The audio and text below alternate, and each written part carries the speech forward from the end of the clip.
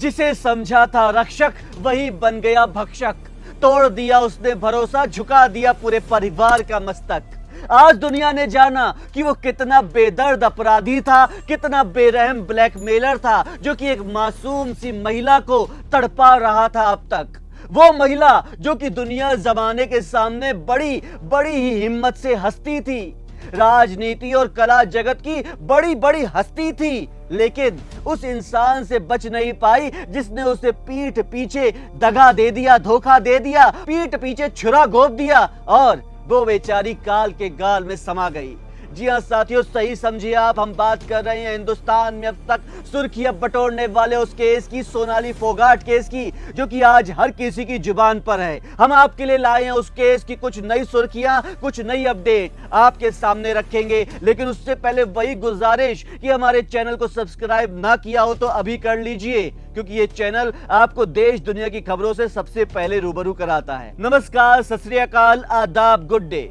आज आपके सामने सोनाली फोगाट की नई अपडेट लेकर मैं आया हूं क्राइम वर्ल्ड के माध्यम से। साथियों, अपडेट अब तक यही है कि अब तक पुलिस ने 5 अपराधियों को पकड़ लिया है। उन 5 अपराधियों में 2 तो हैं सोनाली फोगाट के पर्सनल स्टाफ, यानी कि एक है उनके पर्सनल असिस्टेंट सुधीर सांगवान और दूसरे हैं सुधीर सांगवान के परम मित्र सुखविंदर वासी।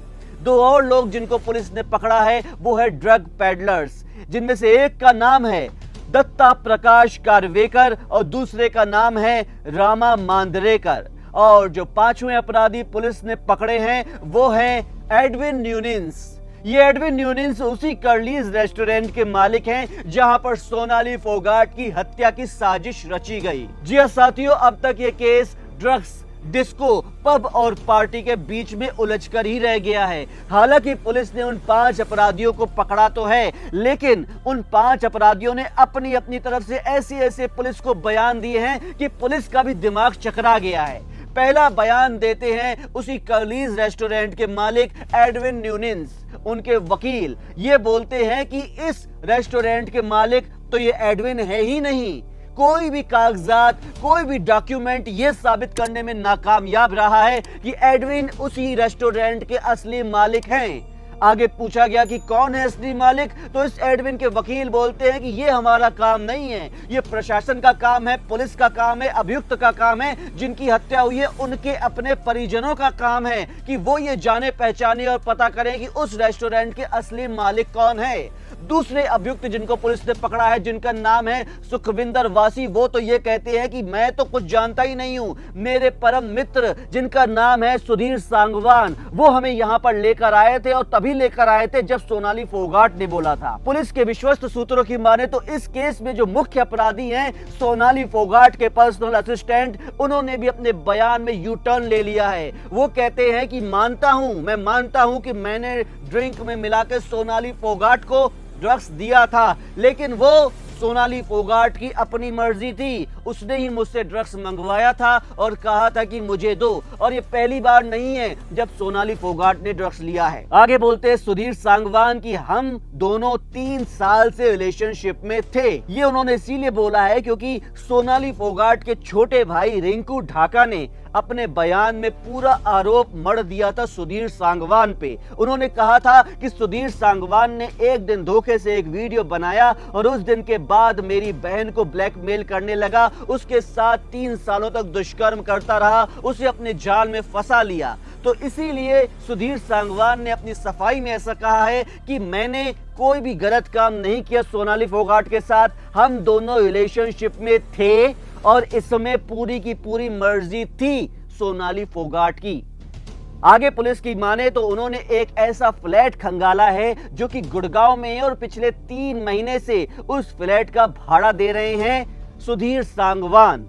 और आपको ये सुनकर ताज्जुब होगा कि उस फ्लैट में रहने वाले सुधीर सांगवान अकेले नहीं थे। उस फ्लैट में उनके साथ उनकी पत्नी बनकर रहती थी सोनाली फोगाट। जी हाँ साथियों, सोनाली फोगाट जिनके अपने पति संजय फोगाट रहस्यमय परिस्थितियों में मृत पाए गए थे अपने फार्म हाउस में, और वो सुधीर सांगवान जिनकी अपनी भी एक पत्नी है, पर्सनल पत्नी है, अपने बच्चे हैं, उन्हें छोड़कर वो पीए का काम कर रहे थे सोनाली फोगाट के साथ, और वो पीए बनते बनते उनके पति बन गए। गुड़गांव में जो फ्लैट पुलिस को मिला है, उसमें जो डॉक्यूमेंट, जो रेंट एग्रीमेंट पुलिस ने पाया है, उसमें सुधीर सांगवान पति की भूमिका में है सोनाली फोगाट के।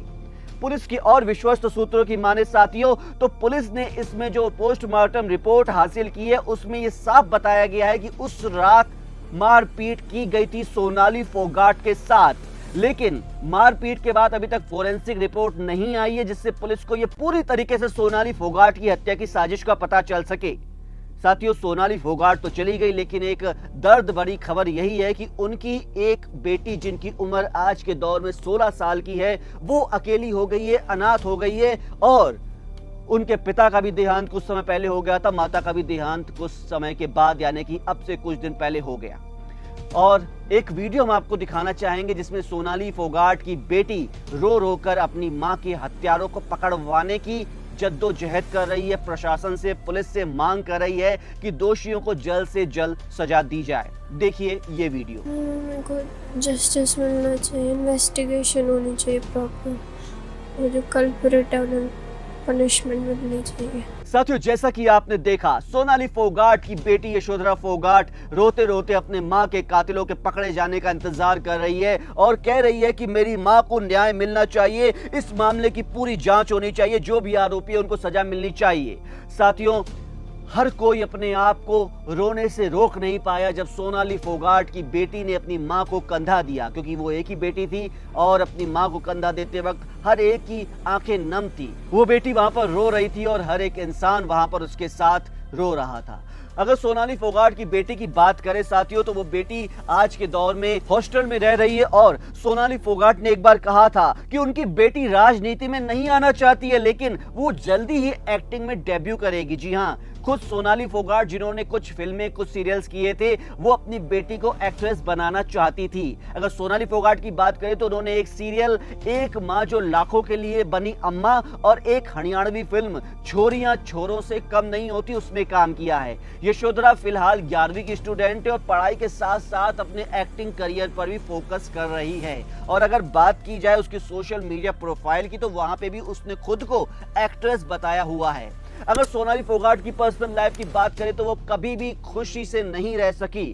उनको ऐसे ससुराल वाले मिले थे जो उस पर लाखों लाख पाबंदियां लगाते थे। सोनाली ने 2020 में दी अपने एक इंटरव्यू में साफ साफ कहा है कि मैं एक साधारण से परिवार से आती हूं, जहां पर मैं केवल 10वीं तक पढ़ सकी और मेरे माता पिता ने मेरी शादी करवा दी। लेकिन शादी के बाद मैंने ये तय कर लिया था, ये सोचा हुआ था कि मैं दुनिया के सामने कुछ ऐसा करके दिखाऊंगी कि सारी दुनिया को ये पता चल सके कि औरतें कमजोर नहीं होती हैं। सोनाली ने ऐसा कर भी दिखाया और ऐसा नाम कमाया कि आज वो सबके सामने एक नजीर बन चुकी थी। लेकिन वो अपने धोखेबाजों से नहीं बच सकी, पीठ पीछे छुरा घोंपने वाले सुधीर सांगवान से नहीं बच सकी। आगे अपने इंटरव्यू में बोला था सोनाली फोगाट ने कि मेरी ससुराल में भी मुझे बाहर जाने की इजाजत नहीं थी, मेरे ससुराल वालों ने मुझे पढ़ाई करने की इजाजत तो दे दी थी, लेकिन वो नहीं चाहते थे कि मैं बाहर जाकर काम करूं। हालांकि मैंने अपने पति को इस मामले में इस बात के लिए मना लिया था, लेकिन फिर उसके बाद जब मैंने अपने पति को बोला कि मैं अब फिल्मी करियर में जाना चाहती हूं, तो मेरे पति ने, केवल मेरे पति ने ही मेरा साथ दिया था, मेरे ससुराल वाले मेरे खिलाफ हो गए थे। लेकिन पति के बाद सोनाली फोगाट को बहुत ही मेंटली टॉर्चर झेलना पड़ा था।